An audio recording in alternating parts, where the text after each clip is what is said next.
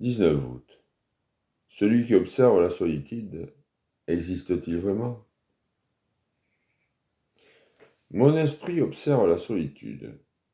Il l'évite, il la fuit. Mais si je cesse de la fuir, y a-t-il une division? Y a-t-il une séparation? Existe-t-il encore un observateur qui examine la solitude? Ou n'y a-t-il plus qu'un seul état de solitude? Mon esprit lui-même étant vide et seul. Là où il avait un observateur conscient de la présence de la solitude, je crois qu'il est capital de saisir cela au vol, sans trop s'attarder sur les mots. Quand nous disons par exemple « je suis envieux », je veux me débarrasser de mon envie. Il y a alors un observateur et un phénomène observé. L'observateur souhaite se débarrasser de ce qu'il observe.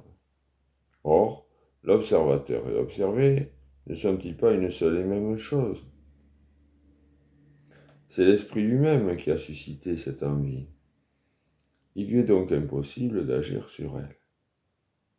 Mon esprit observe donc la solitude, le penseur a conscience de sa solitude, mais s'il demeure avec elle en un contact total, sans la fuir, sans la traduire, et ainsi de suite, existe-t-il encore à ce moment-là une différence entre l'observateur et l'observé?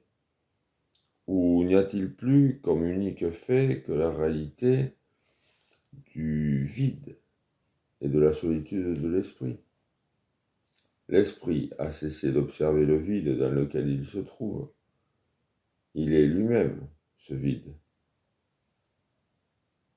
L'esprit peut-il donc, ayant pris conscience de sa vacuité comme d'un fait, et voyant que, quels que soient ses efforts, tout mouvement de recul face à cette vacuité n'est qu'une évasion, une dépendance, l'esprit peut-il donc se défaire de toute dépendance et être ce qu'il est, complètement vide, complètement seul? Et s'il est dans cet état-là, n'est-on pas délivré de toute dépendance, de tout attachement?